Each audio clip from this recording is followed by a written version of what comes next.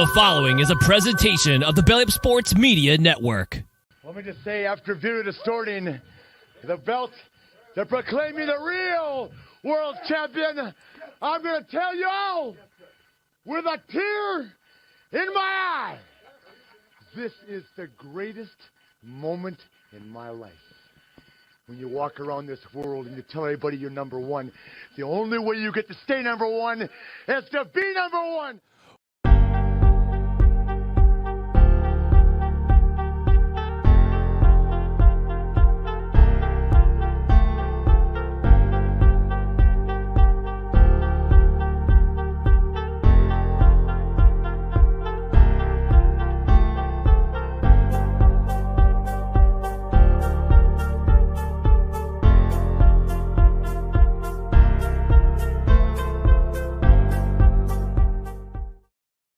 And good evening, everybody. Welcome to another edition of the Captain Lou Extravaganza. We are live here on the Captain Lou Sports Network on YouTube, along with Belly Up Sports on our YouTube channel.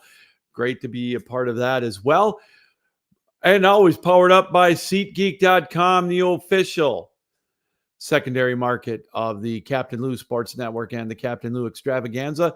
Visit SeatGeek.com, use the promo code Captain Lou, and you get $20 off your first purchase. If there's a wild card weekend game that you want to go to, including our Detroit Lions as they host the Los Angeles Rams on Sunday night, make sure you go to SeatGeek.com. Again, use the promo code Captain Lou, and you get $20 off your first purchase. That is SeatGeek.com.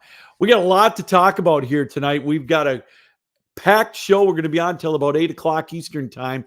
So again, we invite you to stick around. We're going to talk about Michigan, the big win over Washington, the indeed national champions, the best team in all the land right now in college football, the kings of college football, Michigan, with a 34-13 win over Washington. But that's not all in college football. The bombshell that was dropped about 2 hours ago, Nick Saban is out. He is retiring from the Alabama head coaching job after 17 years, I believe 16 years, 6 national titles at Alabama, 1 at LSU. If he's not the greatest coach of all time, he's the greatest coach in our generation anyways, and possibly my lifetime. And right up there with Bear Bryant, if not a little better. Nick Saban built a winning culture at Alabama, and definitely a legend. And he is going to be remembered as that. So big shoes to fill in Alabama right now, as Nick Saban is going to be stepping down as Alabama head coach. And I posted on X, formerly known as Twitter, Urban Meyer, my hot take. He'll be the next head coach of Alabama. So we'll keep an eye on that, just having a little fun with everybody. We mentioned Wildcard Weekend is upon us as well. We're going to go through all the matchups this weekend. 6 games on the docket. 2 on Saturday to kick things off. Houston and Cleveland, the Texans hosting the Browns at 4:30. Then the Peacock game in the early edition of the Ice Bowl, if you will. Kansas City hosting Miami. Frigid temperatures Saturday night in Kansas City. And there'll be a lot of star power there. Sunday, a triple header. It starts off with Buffalo against Pittsburgh at 1 o'clock. And the Packers and the Cowboys at 4:30, renewing a playoff rivalry from a long time ago. It's a storied rivalry in the NFL in playoff lore. So, who knows? That could be another big one. And, of course, the nightcap, the Lions. It's been 30 years, baby, since the Detroit Lions have hosted a playoff game, and they're going to do it, and it's going to be quite the storyline. Matt Stafford, of course, coming back to Detroit for the first time in an LA uniform. It's going to be the playoffs, 8:15 on NBC. And if you're at the game, make sure if you see me in section 316, say hi to me. I'll be there live and in person. Can't wait for that one. It's going to be one heck of a scene in Detroit. I was there last Sunday for the Minnesota game. It was loud. It was crazy. And see, I'm getting all excited already, knocking my computer around. It's going to be even bigger and better than ever on Sunday night. And then the weekend wrap-up, just still shocked on why they would put this game on Monday Night Football. Philadelphia at Tampa Bay. Philadelphia looking to try to right the ship. Tampa Bay winning the NFC South at 9-8. Not the most glorious matchup for Monday Night Football and Wildcard Weekend, but hey, that's what they got planned. So big weekend. We're going to talk all about that here. And coming up in about 10 minutes, we had a conversation with a return guest of the show, Ronnie Eastman, Papa Ron of the Mafia Cast and Buff Rumblings. He's going to stop by, and we're going to talk about the Buffalo Bills and the AFC playoff matchup. So a lot to talk about here tonight. It's, again, a football-packed day here on the Captain Lou Extravaganza. We invite you, as always, to be a subscriber to the Captain Lou Sports Network, and you can get all of our content on what goes on with the ACHA Power Play, which will be back up next Tuesday with another edition. And, of course, all of our Captain Lou Extravaganzas and our extravagant few minutes that we do daily when we don't do podcasts here on the network. So at 5 o'clock Eastern time. So, again, check out the Captain Lou Sports Network on YouTube. Drop us a line, sweetlou1965 at yahoo.com, and follow us on X at Real Captain Lou, or you can follow us on Facebook, and that, of course, is the Captain Lou Extravaganza. All right, let's keep right on going. Michigan, all hail to the Wolverines, a 34-13 win over Washington on Monday night. Started out fast, boy, I'll tell you what, it looked like it could be a blowout, 14-3 after the first quarter, with all kinds of just on the ground. Two big runs by the Donovan Edwards. And, they were up 17-3. Looked like they were on the precipice of maybe blowing it open. But Washington, when you've got Michael Penix, which I mentioned in my extravagant few minutes, and I've been on his bandwagon throughout the year, should have been the Heisman winner. All no disrespect to Jaden Daniels, but Michael Penix led him to an undefeated record in the regular season, put up some big numbers as well. He deserved to be the Heisman winner, even though he only had 255 yards, I believe, against Michigan on Monday night. It wasn't his fault. He had all kinds of pressure all night. Missed a couple of wide open, but he had a lot of drops too. So, I think that, he should have been the Heisman, but it was a good game. He kept him in until the fourth quarter, but a costly interception as well kind of sealed the deal. So Michigan is the national champions, 34-13. Again, a few questions that I think Michigan steamrolled throughout the regular season, and they did it the old-fashioned way, running the football.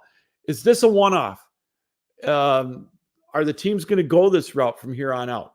Or are they going to stick with the pass-first mentality, RPO, whatever? I think this might be a one-off. It is Big Ten football, but Michigan, they built their defense. For those of you that, they changed defensive coordinators back in 2020. So they figured something had to be done. Don Brown got let go. They brought in Mike McDonald from Baltimore. And after a couple of years, he left. And then they brought in Jesse Minter. And they built that defense to stop Ohio State with C.J. Stroud and their ready-made NFL receivers. And they were able to do that against Washington on Monday night. But it was built right at the line of scrimmage on the defensive side, especially over the last couple of years. That was an NFL-type defense for Michigan. And they steamrolled through the Big Ten. And again, the ground game on the offensive side of the ball. Didn't even have to throw a pass in the second half against Penn State. In Ohio State, they wore them down in the second half. And obviously Iowa. And then Alabama, they won the line of scrimmage. Michigan shot themselves a few times in the foot in that game. That game shouldn't have been that close, but you got to give Alabama credit. Anytime you got a Nick Saban coach defense, or a team rather, they're going to be in the game for sure. So give credit to Michigan with that. Again, the way that they just steamrolled through the regular season. So in my opinion, they left no doubt. Michigan right now is the best team in football. Of course, I've been getting the raspberries from a few Georgia fans. Well, Georgia, if you're so good, you should have beat Alabama in the conference championship game. Alabama beat you. I don't call it an upset. Just because you got the 29-game winning streak, that was all last year and the year before. You weren't undefeated going in, and you did not win the conference championship. That's what they always say for the Big Ten and all the other conferences. So, Georgia, you were not the best team in the land. Michigan was. And so they deserve the kudos as the national champions. No ifs, ands, or buts about it.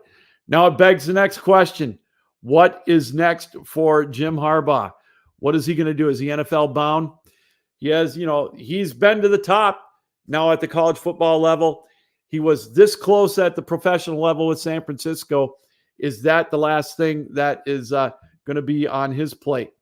Who knows? It's going to be interesting to see what Jim Harbaugh does. Now, everybody's thinking he's going to go to a potentially ready-made situation in San Diego or Los Angeles, for that matter, for the Chargers. He might want to go to D.C. I don't think Chicago's in the cards, but you never know. One to keep an eye on, maybe Atlanta. But that, there's so many options for him. Or he might stay at Michigan. You've got the looming suspensions or whatever that are rearing their ugly head. But I don't know. We'll have to wait and see on that. It's going to be fun to keep an eye on Harbaugh to see where he goes. I personally don't think he's going to stay at Michigan. I think that he's got nothing left to prove at Michigan. I think he really would like to go back to the NFL and get that ring or chase that Super Bowl ring. But anybody who has an answer on what they think Nick or Jim Harbaugh is going to do, I think they're crazy. Nobody knows what that guy does. He's out there, man. And so it's going to be fun to see what is next for Jim Harbaugh. But again, all hail the Michigan Wolverines, the national champions. They were victorious on Monday night. Again, the capper to a perfect season. You heard J.J. McCarthy say last year, we're going to be back. We're going to finish the job. It was great to see Blake Corum get the ring, get a chance to play in the playoff after missing last year with the injury. Great to see the Donovan Edwards come back and get those 2 touchdowns. Both guys over 100 yards. 305 yards on the ground. Amazing. So Michigan, again, totally dominant throughout the year. And I just want to say one more thing about Michael Penix, too. I think his stock has risen, and I think he's a top 10, top 15 pick in the NFL, without a doubt. To me, that he should be anyways, and I think he would look good in an Atlanta Falcons uniform running that offense. They've got a little bit of talent down there. So we'll have to keep an eye on that. We will keep an eye on that because I think he's going to be one of the better quarterbacks coming out of this next draft. I know Caleb Williams has got all the talent, but, we'll see. I really do like Michael Penix if he could stay healthy. Reminds me a lot of Warren Moon coming out of college. And we all know the career that Warren Moon had in the CFL and, of course, in the NFL. So there we go. All right, let's switch gears here for a couple of minutes. Then we'll get into our interview with Papa Ronnie Eastman. Want to talk about the Detroit Lions, 12-5, baby, with a win over Minnesota. It wasn't pretty, but they were able to get the job done last Sunday, culminating with that 12-5 record. Now on to the playoffs. They get the Los Angeles Rams at home. We talked about it at the top. Stafford coming back for the first time in a Los Angeles Rams uniform. Boy, it's going to be weird seeing him there. But the storylines are there, Stafford versus Goff. But I like Detroit in this one. To me, it's going to come down to a few things. Detroit has to get pressure on Stafford. They've got to, Detroit's got to dial up the pressure. Stafford's not the mobile quarterback that some of the ones we've faced or the Lions have faced. And I think if Detroit can get pressure on Stafford, get him rushed into making some throws. We all know his history here in Detroit. He's prone for a couple of interceptions, that's for sure. So we'll have to keep an eye on it. And I don't know. I just think that they can advance. But if I was a betting man on this game, I don't normally bet on the Lions games. I don't want to jinx them. But I will say this. The over-under on this game is 51.5. I would take the over on this game. I think it's going to be a shootout. And obviously the weather's going to be ideal. It's indoors at Ford Field. It is going to be so loud in that stadium come Sunday night. Can't wait to be there in person.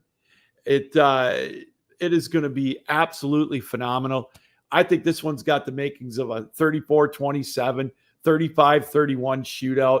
Who knows? Maybe somebody might put 40 up. We'll have to wait and see on that. So, yeah, really excited to bring that one. And I agree, Todd. It's going to be quite a story with the Lions and the Rams. And Todd also getting back to Michael Penix, thinks he's got too many injury issues for the Falcons. Well, we'll have to wait and see on that one. I just think he's got the talent. I think he's got the arm, and I think he's got the smarts to be an NFL quarterback. And I think he's going to be a welcome addition for anybody, but I do believe he is a top 15 pick in the NFL. So we want to thank Todd for taking time out tonight for his comments. Yeah, it's going to be interesting to see where he ends up. All right, we're going to take a quick break. When we come back, we are indeed going to we had a chance to sit down with Papa Ronnie Eastman, talk a little AFC playoffs. So we'll keep an eye on that. We'll be right back. You are watching the Captain Lou Extravaganza. It's live here on the Captain Lou Sports Network on YouTube, powered up by Belly Up Sports, and also powered up by SeatGeek, and also by McIntosh and Associates. It's the biggest game of the year, and your team doesn't have a coach. They don't even have a game plan. You probably aren't feeling very good about their chances. Make sure you're prepared for one of the biggest financial decisions of your life, retirement. Do you have a coach? What about a plan? Set yourself up for success by calling 877-222-8849 and having Mindy and Nolan McIntosh and their team at McIntosh and Associates create your retirement playbook. They'll help you think through taxes, income, legacy planning, and much more. When you're done, you'll have a customized retirement game plan that you can feel confident in. Start planning today with Central Michigan's retirement coaches, Mindy and Nolan McIntosh at McIntosh and Associates. Call 877-222-8849. That's 877-222-8849. Investment advisory products and services made available through AE Wealth Management, LLC, a registered investment advisor. Oh, my goodness. Yeah. Now you're sitting as a number 2 seed in the East. Welcome to the show again, and congratulations. Thank you. Thank you. Thank you on both counts. Yeah, it's good to be back. Appreciate you having me back on here. It has definitely been a wild 5 weeks for sure. Yeah, I mean, it's funny too, because these games, the only blowout I think you had was taking care of the Dallas Cowboys, the Detroit Lions' arch enemy number 1 at the moment. But big games over, close games over Miami, obviously Sunday, and then before that with New England, a pesky rival of yours. What's been your keys to the turnaround or the momentum change, man? I think most people would probably say Josh Allen first and foremost, but I'm going to step backward because that's the obvious answer, right? Yeah, right. But at the end of the day, like even last night's game, he had 3 turnovers, 2 picks, and the fumble. Yeah. And even though at the end of the day, he made the plays that need to be made and got the job done, but it's the defense. That Bills defense over the last 4 or 5 weeks has been absolutely fantastic, forcing turnovers. And I think last night the Dolphins had, I believe, 5 possessions in the second half, 4 punts and a turnover. They held them to, I think it was 8 yards rushing in the second half. Tua had like 47 yards passing in the second half. The defense showed up. They came to play, and that's how it's been for the past month plus now. I don't know what's changed. The addition of Rasul Douglas, I think, has been huge. But then even that, we lost him last night. Hopefully not long-term. I don't know. But, this defense has been coming to play. You know, it's amazing, Ronnie, that whenever you see a team turn it around and play so much better, it starts with the defense. And, you know, we talked about that too. You had mentioned a month ago or so that the defense had to step up. Josh Allen, you know, is Josh Allen. You know, he giveth, sometimes he taketh away, but you live with it. Yes. He's got you in the playoffs. But boy, oh boy, to me, your defensive line and the pressure. Wow, I've noticed that in some of the games that I've watched. And that's even with Von Miller not being Miller. Like he's been a shadow of himself lately, and he was even inactive, a healthy scratch in the 2 games ago. But yeah, you brought up the giveth and taketh with Josh Allen. I tweeted last night that Josh Allen makes me drop more F-bombs than anything that I know. But the very next play makes you fall in love with him again. That's who he is. It's very Brett Favre-esque, if you will. Oh boy, yeah. And you know what? Brett's got some MVPs. Brett's a Hall of Famer. Brett's got a Super Bowl, so we'll take it. But yeah, the defense, the pressure up front, Gregory Rousseau, Leonard Floyd, Ed Aller's been absolutely fantastic. Daquan Jones got back just in time. It's a solid front. So I'm going to take you back to Saturday.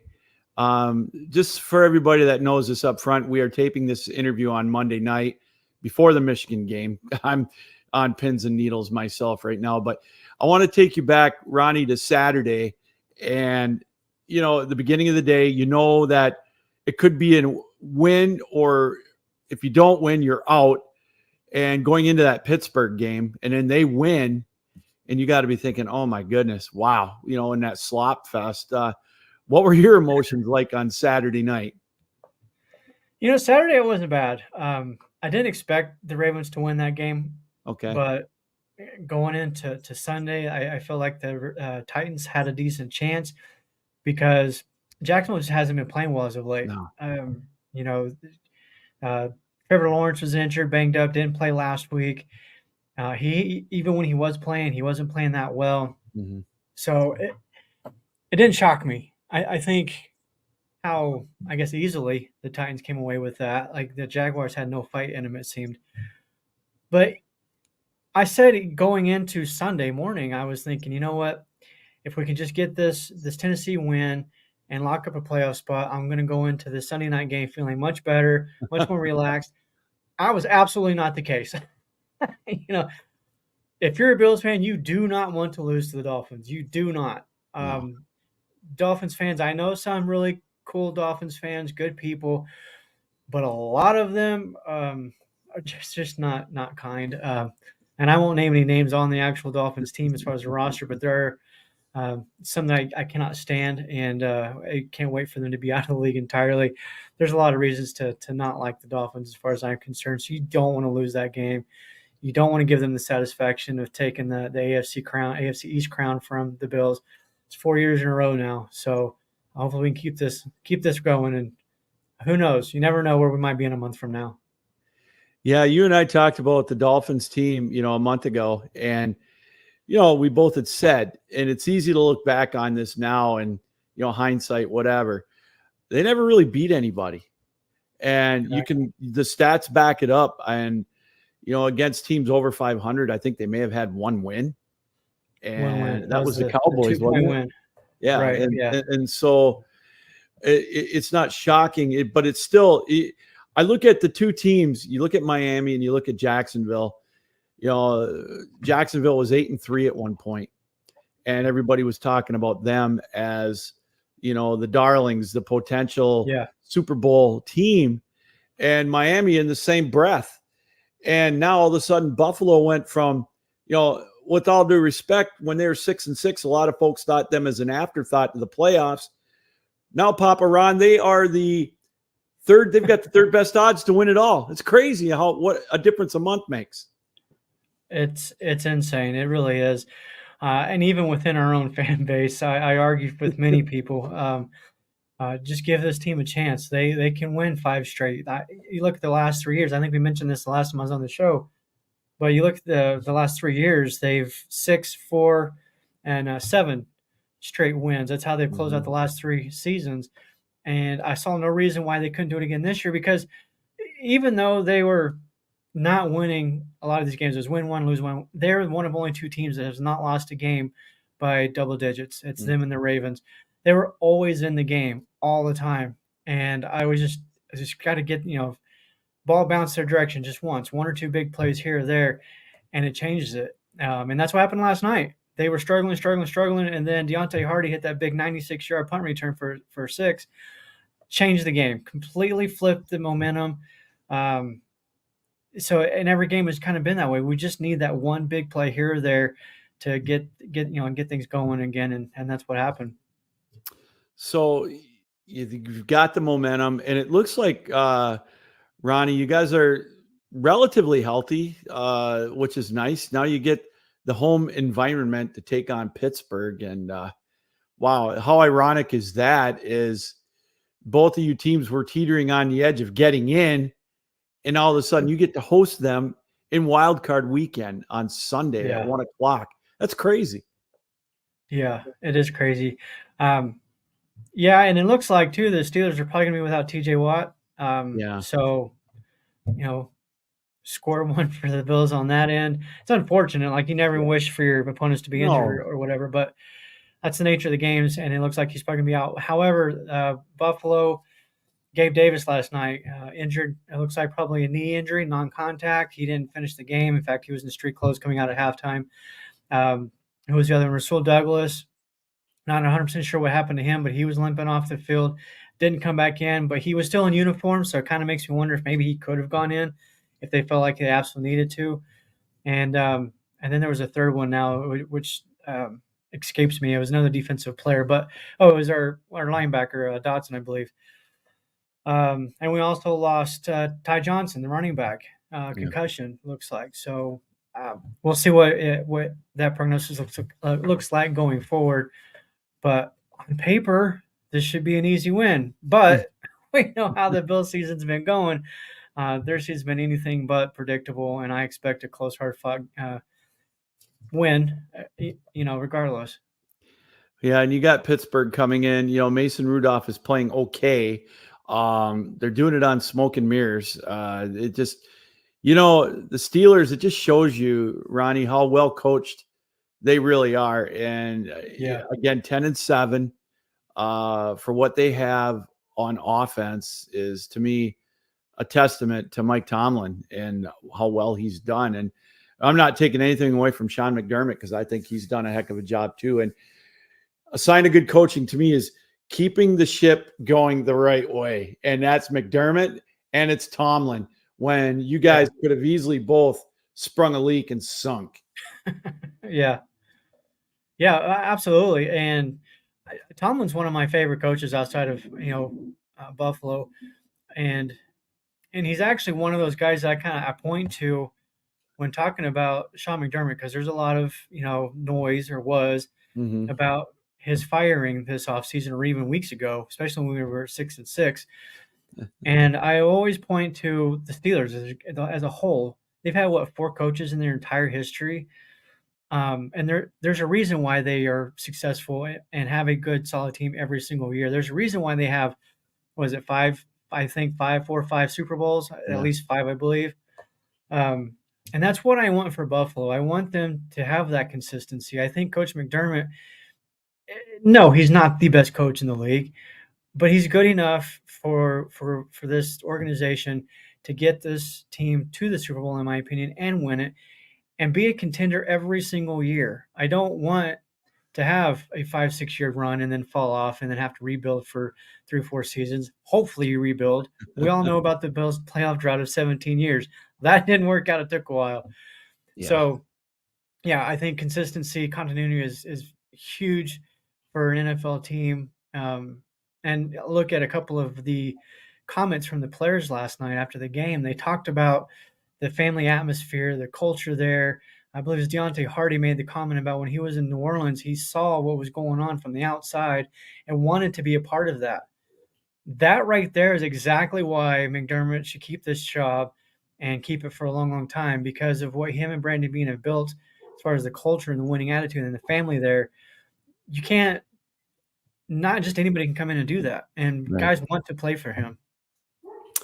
So let's get you said you predicted Buffalo to beat Pittsburgh on Sunday. What is it going to take for Buffalo to do that? Well, I think number one, our receivers have got to get open. Even more than that, they got to hold on to the ball, man. There's the drops. James Cook, easy touchdown, is a great pass from Allen, and Cook dropped it. That's kind of been a little bit of an issue. I think that's his second or third touchdown that Cook has dropped now. I don't know the situation with Gabe Davis. It doesn't look good. I mean, anytime you come up limping on a non-contact injury, 9 times out of 10, you're gone. You're done. Yeah. Which is unfortunate for him, because he is going to be a free agent this summer. So that's going to play into his potential payday. I'm not saying that I want him to leave the Bills or whatever, but I do think the Bills need to maybe look at another option for a number 2 wide receiver and protect Josh Allen. Keep getting Kincaid. Kincaid and Shakir both had great games last night, and I think those two are, in my opinion, the future of the team. The team needs to build around them and Cook going forward. Diggs, he's not getting any younger. He had a good game last night too, and I think he still has a few more years in him. But those two guys with Shakir and Kincaid and Cook, those 3 guys are somebody that they can really build around. Keep them involved. On the defensive side, just keep doing what they're doing. Like you said, pressure. I don't think Mason Rudolph can hold up under the pressure. I think he's going to give away a few if you get in his face. And I think that's about it. I'm not predicting any kind of a shutout or anything here, but I don't see the Steelers scoring a lot on this defense. No, I tend to agree with you on this one. Again, a lot of it's going to depend on the weather. I know in the Detroit area, Friday night into Saturday. Well, here I live about an hour and 15 minutes west of Detroit, and Friday night into Saturday, they're calling for a foot of snow here. So I don't know. Obviously, Detroit's indoors, but for Buffalo on Sunday, I don't know what the weather's going to be like there. If it's going to be cold and nasty with the snow off the lake, we'll see. But I tend to agree with you. I think Buffalo is that's my pick anyways to win that one. And we'll see what the point spread is before I call on that. So we're joined here. It's at 10 right now. Okay. That's God. Yeah. That's a lot of points. Yeah. I think Buffalo's going to win, but anytime you get into double digits, especially in the playoffs, wow, that's crazy. We're joined by you're talking about Bills too. Well, yeah. I mean, and the Lions as well. Ronnie Eastman joining us from the Mafia Cast. He's the host of the Mafia Cast and also Buff Rumblings. They've got their podcast on Thursday night at 7:00.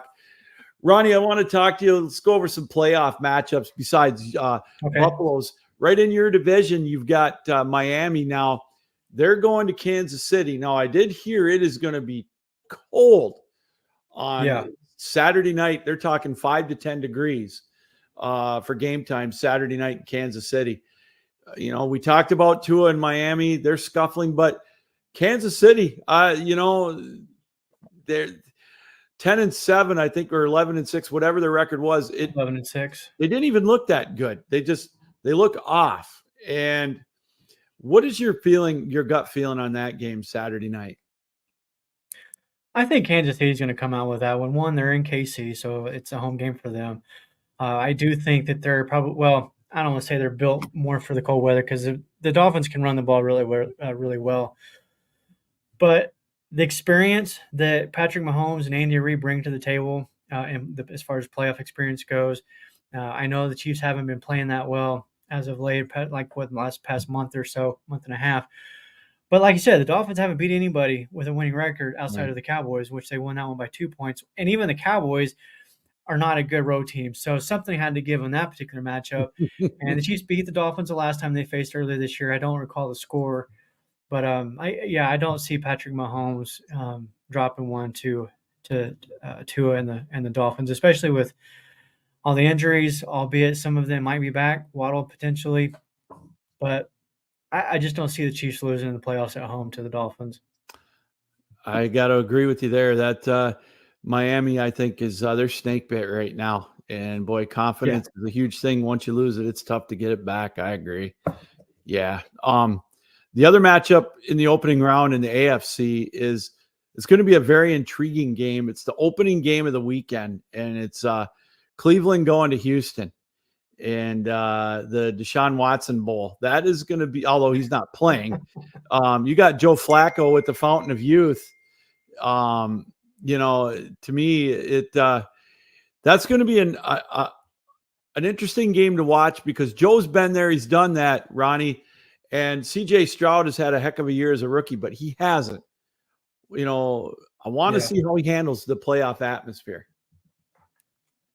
Yeah, I'm with you there. I like watching this Houston team, though. Over the summer, I actually did some work for them as far as writing.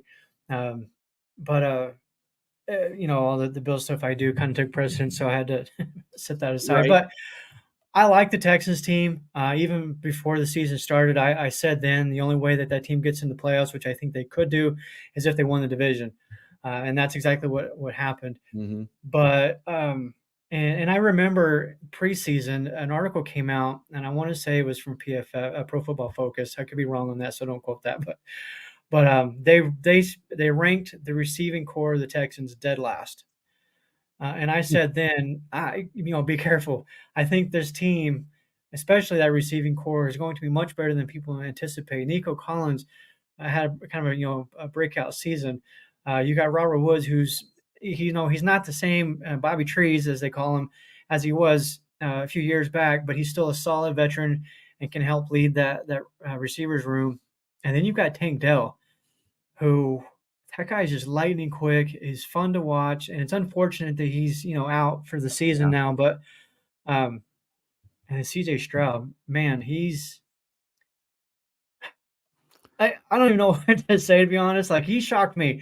I didn't go into the season thinking he was gonna be a bust or anything, but I didn't expect what we've seen from him either. Like, he looks like a seasoned vet out there. Like, he's been doing this for 10 years, and it's crazy to see it. And then the Texas defense, they're pretty solid too. Yeah, I agree. And the theory that I have on it, and I think he's playing with a chip on his shoulder only because he wants to prove that he can win the big games, and he didn't do that at Ohio State. And I think that left a sour taste in his mouth. I've listened to his interviews, before he got drafted, and, he's playing with a purpose. And that he was a confident quarterback at Ohio State. And I like just the leadership role he's taken there. And it just, what a great draft for the Texans to get him. Yeah, him, Will Anderson. Yeah. They did a great job of bringing in some veteran leadership on both sides of the ball too. Like I said, with Robert Woods. And then on the defensive side, they brought in DeMeco Ryans, brought in some guys from San Francisco. So they did a really good job of building that team with some youth, as well as some leadership to bring that youth along. And to your point, CJ Stroud has stepped into a leadership role almost instantly. We saw the game, I think it was Saturday. He's standing in the middle, and they're all around him, listening to every word he's saying, and he's pumping them up. And then you don't see that a lot of times from rookies. They're just not comfortable in that role yet. But he's taking it and is running with it. And I would not be shocked if the Texans pull this off. I wouldn't be. The big news in your division away from the playoffs, and again, we are taping this interview on Monday afternoon, and it's airing obviously tonight. And if it changes, if we have an answer, but Bill Belichick at New England, it to me appears that he's coached his last game there. He acts like he hasn't, but it's coach speak. He's good at that. What is your gut and what you might be hearing, if anything, out of New England, out of Foxborough with Bill Belichick? I know he's very close to setting the all-time record, but I just think that it's time we're going to see a mutual parting of the ways in New England. It's possible, but until it actually happens, I'm not going to buy it. Okay. It does sound like that it's the end of the road for him, but think about it. The Patriots are going to have one of the top picks in the draft next year. They're going to have an opportunity to get Caleb Williams, Drake May, was it Caden Williams? What's the Jaden or Jaden? Is it Williams? The Heisman winner. Jaden Daniels. Daniels, thank you. But there's a good, 5 good quarterbacks that are probably going to go in the top 10 in this coming draft. So if you can give Bill Belichick that guy finally that he hasn't had since obviously Brady left, and the way that the defense is already pretty solid, you've got their number one pass rusher coming back next year from the injury, whose name escapes me, but it's just hard for me to accept or believe that he's going to walk out of the New England on this way. And as a fan, as a Bills fan, I want him to stay because this is fun watching the Bills kick his ass every single season now. Yeah. We went 20 years of Tom Brady doing that to the Bills. It's our turn. But I don't know. I really don't know what's going to happen.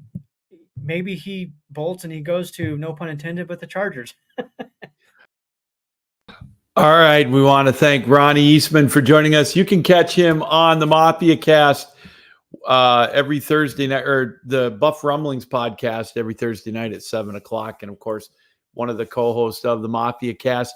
Great insight on what's going on with the Buffalo Bills. One heck of a run for them.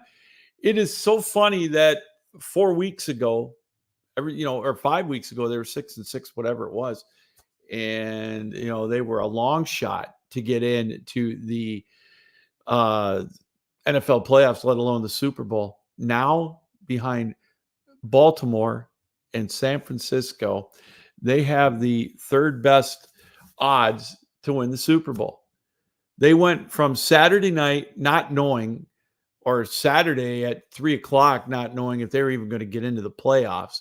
They needed obviously a win and you're in, but with Houston winning, that obviously helped. And then with Jacksonville winning, they were guaranteed a spot, but Jacksonville losing rather. So they go from potentially not getting into the playoffs to getting a number 2 seed. That's how crazy the AFC was. And now they have the number 2 seed with a home game, potentially 2 home games.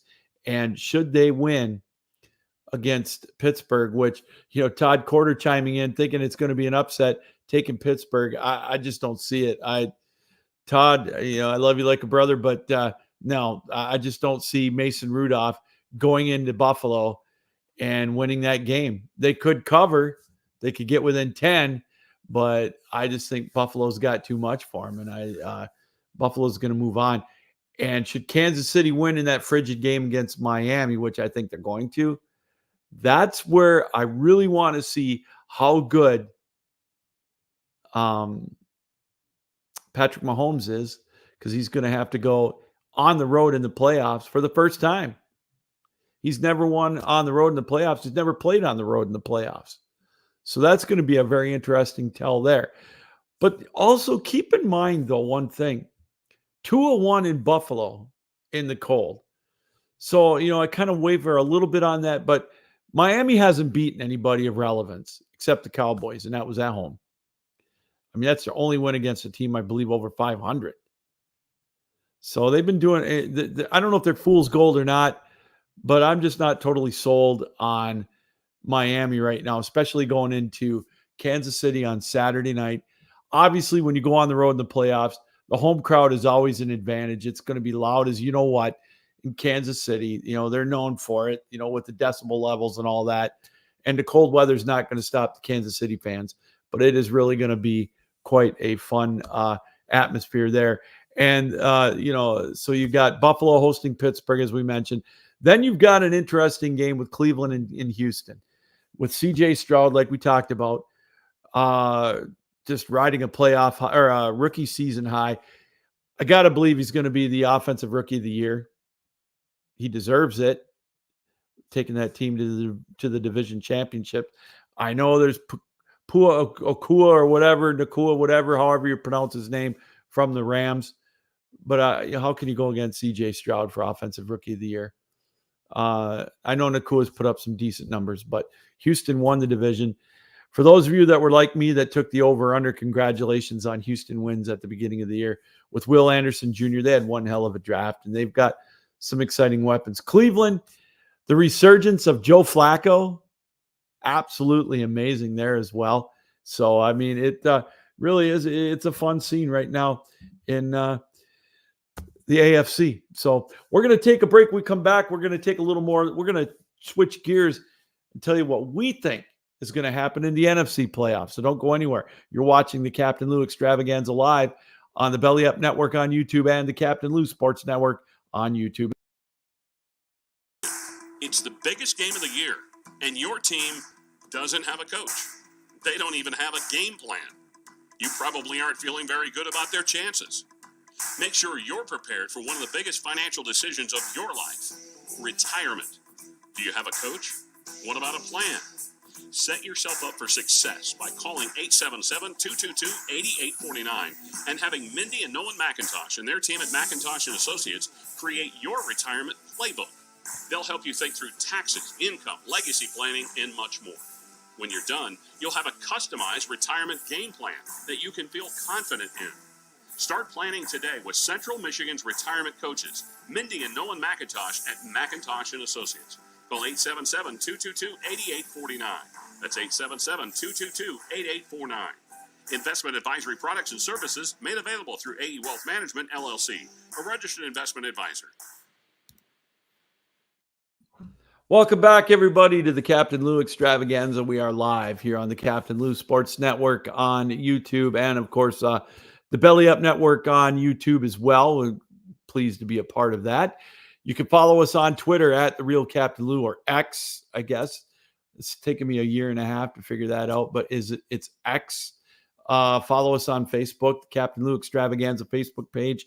And again, subscribe to our network, the Captain Lou Sports Network, where you will get all of our programming, all of our shows for this and the ACHA Power Play, and all of our extravagant few minutes that we do weekdays at 5 o'clock Eastern time, the days that we don't have our podcast. So a lot going on with the network, Captain Lou Sports Network on YouTube. We invite you to be a part of that as well. And also, we are powered up by SeatGeek.com. SeatGeek, the official secondary market of the Captain Lou Sports Network and Belly Up Sports. Use the promo code Captain Lou for $20 off your first purchase. If you're going to Wildcard Weekend, you don't have your tickets yet, going down to Dallas or in Detroit or Houston or wherever, bring your warm clothes if you're going to Buffalo and Kansas City, but use SeatGeek.com and get $20 off your first purchase at SeatGeek.com. Use that promo code Captain Lou. All right, before we get into the other two games, want to go back to the Lions game real quick. Talk about something. Sam Laporta is right now today listed as questionable. Of course, the back and forth, should he played, should he have not played? I don't begrudge Dan Campbell for playing Laporta at all. I think he should have. I think it was smart playing the starters. You can say what you want about the limited chances Detroit had of getting the 2 seed. We all know Philadelphia kind of spit the bit against New York. Kind of saw that coming. Dallas against Washington. I'll give Dallas credit. What was I going to say now? I'm going to give Dallas credit. I give Dallas credit for I lost the train of thought there. Anyways, Dallas winning on the road finally, but they're going to be a tough out. But I do not begrudge Detroit at all for playing their starters.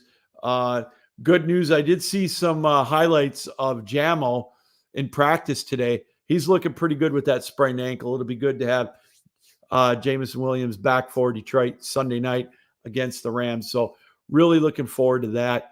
It should be quite the weekend. So, but again, Detroit going into the game, a 3-point favorite at home. And the over-under is 51.5. I love the Lions in this one. The thing to keep in mind with the Lions is Jared Goff is going to have that chip on his shoulder because he still feels slighted from Sean McVay, and I don't blame him. And God bless Matt Stafford. He did a lot for Detroit. Always going to have a place in my heart. One of the toughest SOBs to play quarterback for the Lions. The pounding that he took, especially early in his career, but that's in the past.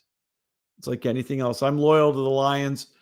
This is Jared Goff's team at quarterback, so God bless him. And you know what? I'm sorry, Kelly Stafford. They wouldn't give you a suite at Ford Field. This isn't L.A. This is Detroit. So all hail the Lions coming up on Sunday night. The other two games in the playoffs in the NFC, we talked about Dallas. They're hosting Green Bay. We know the lore. We know the history, the Ice Bowl, Bart Starr, Don Meredith, the games at the Cotton Bowl in the 60s, some big games earlier in this decade, back in the late 90s, all kinds of lore. Boy, that's going to be a fun game to watch too. That's going to be that's going to precede the Lions game against Los Angeles. That should be a dandy as well. But I know we as Lion fans saw what Green Bay did to Detroit on Thanksgiving. They were able to get pressure on Jared Goff. And if they can do that against Dak and make him make some rash decisions, they've got a shot. Jared Love, 32 touchdown passes this year. Can he continue that success against Dallas? It's funny because, as you know, I've talked many times on this show, being a Lion fan, rooting for the Packers to win, it kind of seems sacrilege. But Green Bay, I'll tell you what, they've looked impressive. Jordan Love's looked good. We'll have to wait and see because if Green Bay wins, that means and Detroit wins, Detroit gets another home game in the playoffs. That's why I'm rooting for Green Bay. And we all know as Lion fans what happened down in Dallas. Either way, if Detroit wins, I'm telling you, you talk about a chip on your shoulder if they have to go back down to Dallas. I'd rather be playing at home, but that's going to be an interesting game. I would tend to go with the over, but I just think Green Bay's defense is just not going to be able to handle Dallas right now. They're rolling. They're at home. Dallas could put quite a few points up. I could see the over in that game as well. The over-under is 50.5 on that one. I'm leaning towards the over on that with Dallas and Green Bay. And finally, the Monday night game, Philadelphia at Tampa Bay. Why they put this game on Monday night, I have no idea. This is going to be an interesting matchup. Tampa Bay's banged up. Baker Mayfield, a heck of a run. I give them all the credit in the world getting back to the playoffs, this time with Tampa Bay. Can Philly stop the bleeding in this one? There's so many things going on there. I was on our Belly Up Super Show last night, and Jared Clem is all talking about how this is bunk with Sirianni, maybe on his way out if they lose this one. Well, I got to tell you, I don't know. There's dissension there. It's a mess there. And I'll tell you one thing that's going to stop Philadelphia, and I brought this up. 2 words that could put a stymie in Philadelphia's playoff run. Matt Patricia. We saw what his defense has done. He was quite the genius in Detroit. I mean, no. I don't see Philadelphia going very far. They might be able to beat Tampa, and who knows after that, but I just don't see it happening. Then they'd have to go to San Francisco probably, unless there's another upset in the NFL. So I don't know. I don't see it happening. I really, really don't. All right. Again, the breaking news earlier today, Nick Saban retired as the head coach at Alabama after 16 years, I believe 16 or 17 years at the top at Alabama, 6 national championships with the Crimson Tide, numerous all-pro or people that have become all pros. They were probably paid like pros. I didn't say that. No, I didn't say that. No, numerous All-Americans at Alabama. He, of course, got he got a national championship at LSU after he left Michigan State and all that. Quite a career for one of the top coaches in this generation, if not of all time.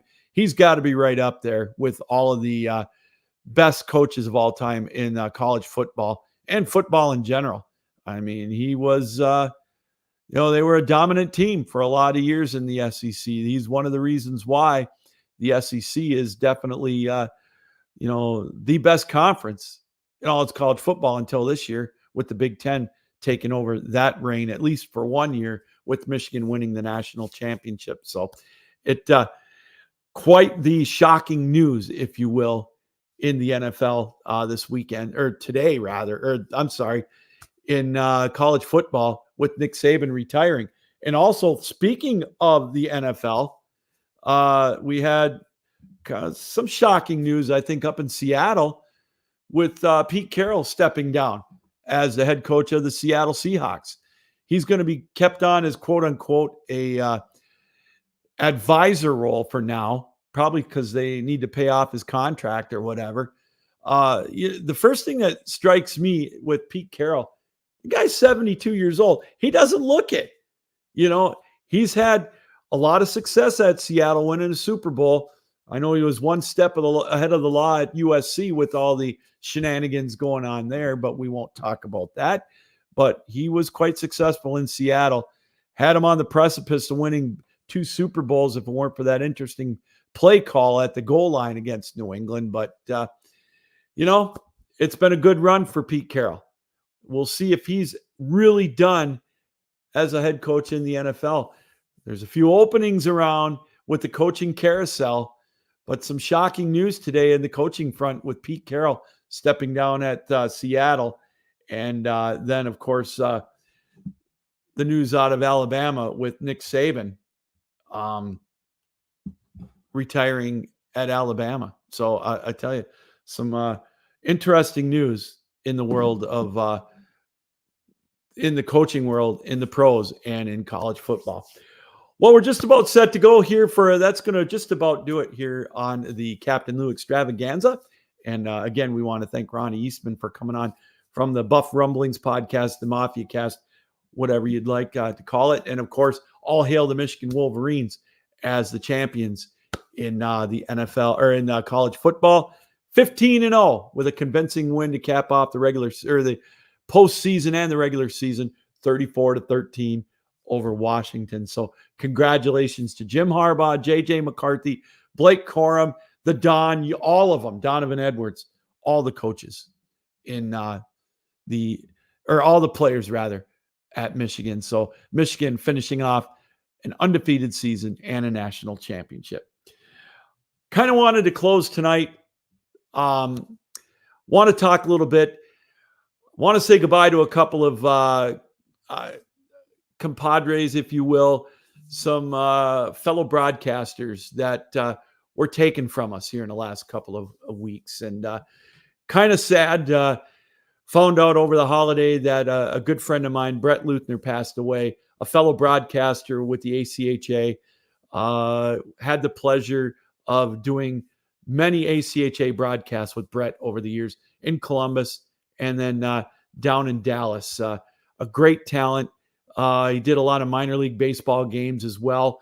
A very knowledgeable man and a family man.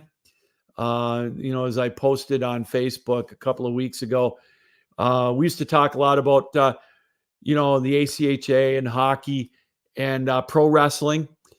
Brett was a big pro wrestling fan, as I was. He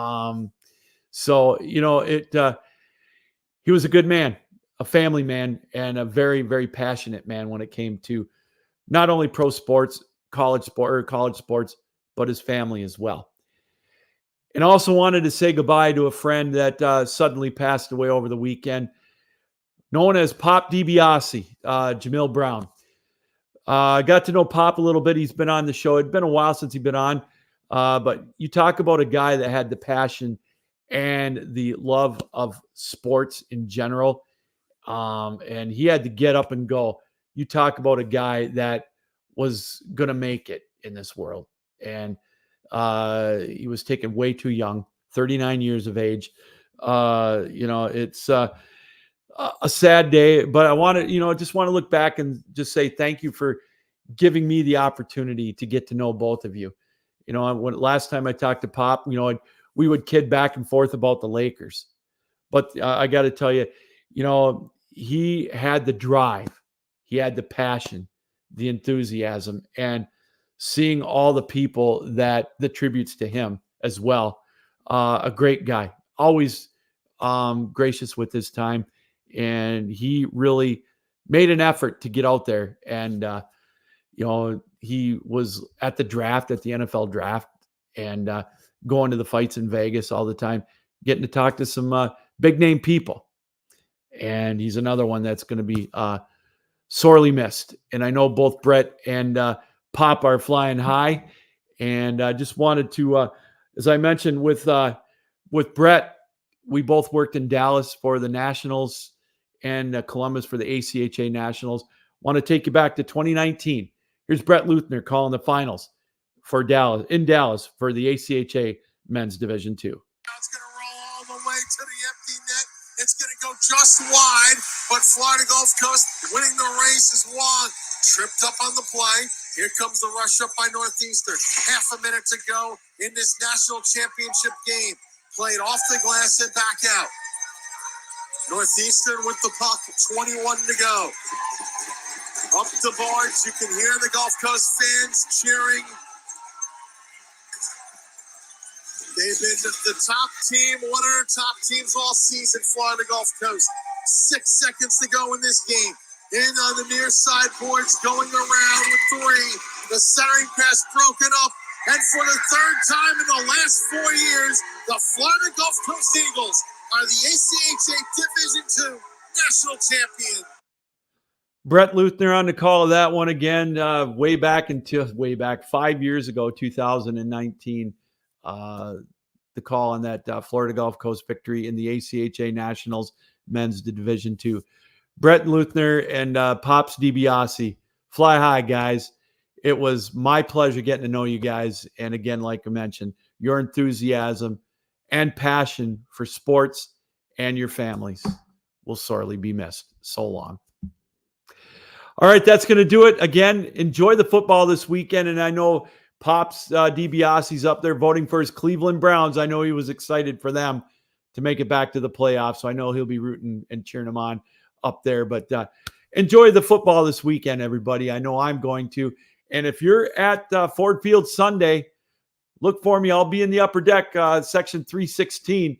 Can't wait to be there at Ford Field to watch the Lions take on the LA Rams. All right, that's going to do it. Thanks, everybody, for joining us here on the Captain Lou Extravaganza. You're on Belly Up Sports and the Captain Lou Sports Network. Captain Lou saying, keep your heads up, keep your sticks down, keep your feet moving, and as always, keep your minds open. Good night, everybody. Thanks again for joining us. Until next time, so long, everybody.